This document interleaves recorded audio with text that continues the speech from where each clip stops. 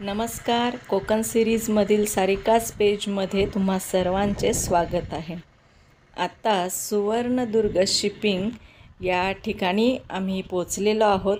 वेळास इथं कासव महोत्सव भरतो. त्या वेळासच्या थोडे पुढं गेलं की हे तुम्हाला बाणकोटकडे जाताना फेरी बोट लागेल, म्हणजेच याला तिथं जेटी म्हणतात. तर आम्ही जेटीमधून प्रवास केला. पहिल्यांदाच आम्ही सर्वजण अशा प्रकारच्या जेटीमधून जात होतो आणि जेटीमधून अवजड वाहनेसुद्धा नेली जातात हे पाहत होतो. लोकही ये जा करत होते आणि हा प्रवास स्वस्त पडतो. जलमार्गाची वाहतूक आहे तर ते आपणाला इतर वाहतुकीपेक्षा नेहमी स्वस्त पडते आणि ह्या जेटीचा अनुभव आम्ही इथं घेतला. आम्ही आमच्या गाडीसह या जेटीमध्ये बसलो आणि बाणकोटच्या दिशेनं निघालो. आमचा प्रवास सुरू झाला तो हरिहरेश्वर या बीचवरती आणि हरिहरेश्वर मंदिराकडे. तर हरिहरेश्वर इथं आम्ही 2 दिवस स्टे भोसलेवाडा या ठिकाणी केला होता. त्याबद्दलचा व्हिडिओ सारिकास पेजमध्ये तुम्हाला पाहायला मिळेल. आत्ता आपण जाणून घेणार आहोत हरिहरेश्वर या मंदिराविषयी. नयनरम्य निळा समुद्र, नारळी पोफळीच्या बागा आणि डोंगर दऱ्यांच्या कुशीत वसलेले मंदिर म्हणजे हे हरिहरेश्वर मंदिर. दक्षिण काशी म्हणून या मंदिराला ओळखले जाते. पावन अशी ही भूमी आहे. हरिहरेश्वर, कालभैरव, योगेश्वरी, सिद्धिविनायक, हनुमान मंदिर आणि समुद्राठिकाणी विष्णुपद, गायत्री तीर्थ, यज्ञकुंड, वक्रपद इत्यादी आपणाला पाहायला मिळतं या ठिकाणी. कर्नाटकमधील गोकर्ण ते ठाणे जिल्ह्यातील निर्मळ असे हे 500 मैलाचे दक्षिण उत्तर अंतर एवढा प्रचंड परिसर हरिहरेश्वर आहे असं मानला जातो. दक्षिण व उत्तर दिशेला 12 ज्योतिर्लिंग आहेत आणि त्यापैकी महापवित्र असे हे क्षेत्र म्हणजे हरिहरेश्वर आहे.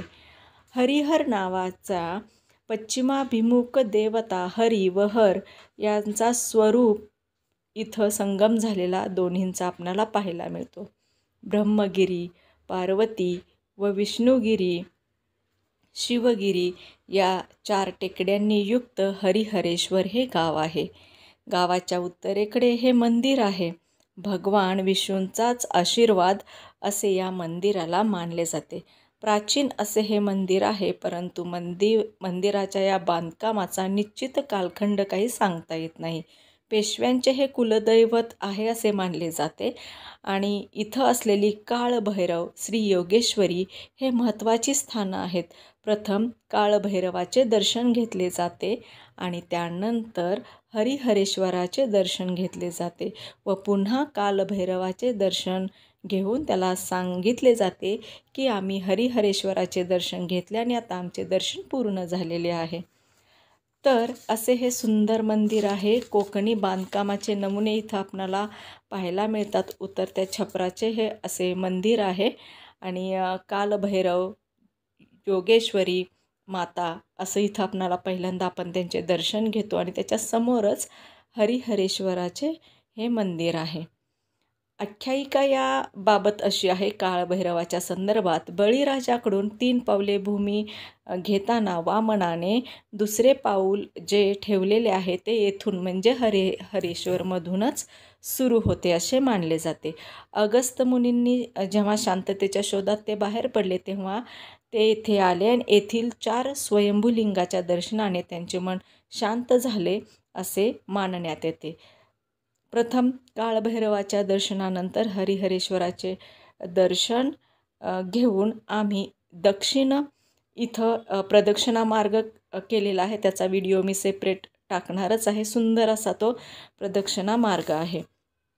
दर्शनानंतर या डोंगराची प्रदक्षिणा केली जाते. देवभूमी असं या हरिहरेश्वराला म्हटलं जातं. एका बाजूला नदीचे पाणी आणि दुसऱ्या बाजूला समुद्राचे पाणी आहे. त्यांचा मिलाप इथं आहे म्हणून याला देवभूमी असं म्हटलं जातं.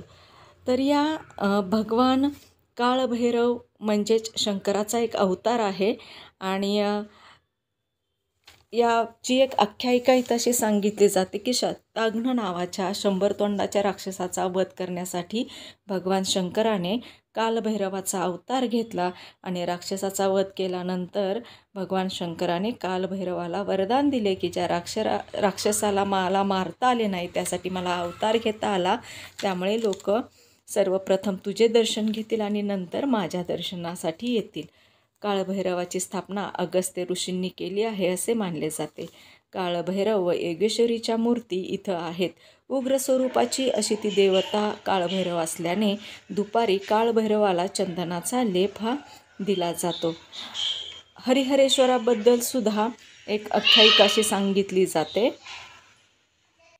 की विंध्याचल पर्वताला आपल्या आकाराबद्दल एकदा खूप गर्व झाला होता आणि तो आकाराने मोठा मोठा होत गेलेला होता. पृथ्वीला त्याचा भार सहन होत नव्हता.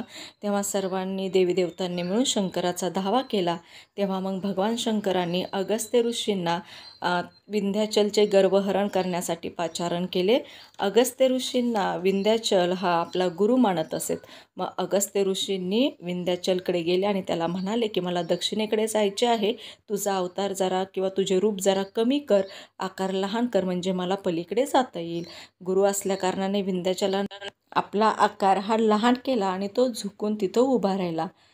आजपर्यंत अगस्त्य ऋषी काही पुन्हा उत्तरेकडे आले नाहीत, त्यामुळे विंध्याचलला आपला आकार हा लहान करूनच तिथं झुकून राहावे लागलेले आहे अगस्त्य ऋषींची वाट पाहत.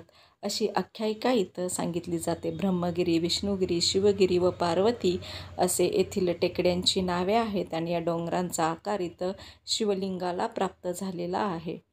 धन्यवाद.